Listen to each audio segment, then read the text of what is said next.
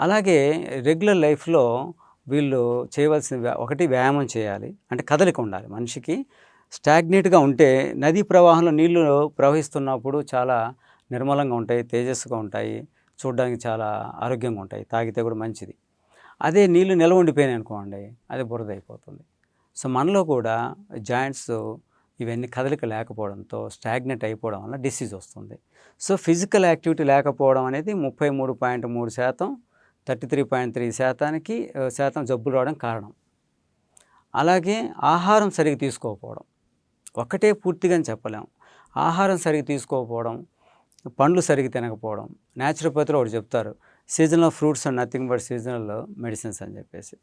ఆయా కాలంలో వచ్చే అనారోగ్యాలకి, ఆయా కాలంలో వచ్చే పండ్లు, కాయగూరలు దివ్య ఔషధాలు అంటారు.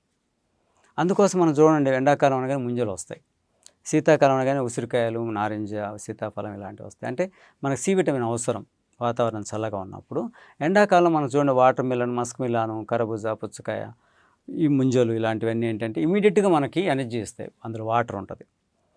అలాగే మనకి ఇమ్మీడియేట్‌గా ఎనర్జీ ఇస్తాయి. దానికి పెద్ద డైజెషన్ ప్రాసెస్ అవసరం లేదు. నాలుక మీద పడగానే ఎనర్జీ వస్తది. సో, ఇలాంటివన్నీ ప్రకృతి ఇస్తున్న వాటిని పక్కన పెట్టేసి వీడు సింథటిక్‌గా జంక్ ఫుడ్ అలవాటు పడి, మైదా ఐటెమ్స్, రిఫైన్డ్ షుగర్స్, రిఫైన్డ్ ఆయిల్స్‌కి అలవాటు పడడంతో ఫుడ్ పొల్యూట్ అవ్వడంతో కూడా మన కిచెన్‌లో నుంచే ప్రిజర్వేషన్ పెట్టుకోవడం. ఇడ్లీ, దోస అని ఆ పిండి ఫ్రిడ్జ్‌లో పెట్టి రోజుకి 1కి 2 సార్లు అవే యేసుకుంటూ తినడం వలన అనారోగ్యాలు వస్తున్నాయి.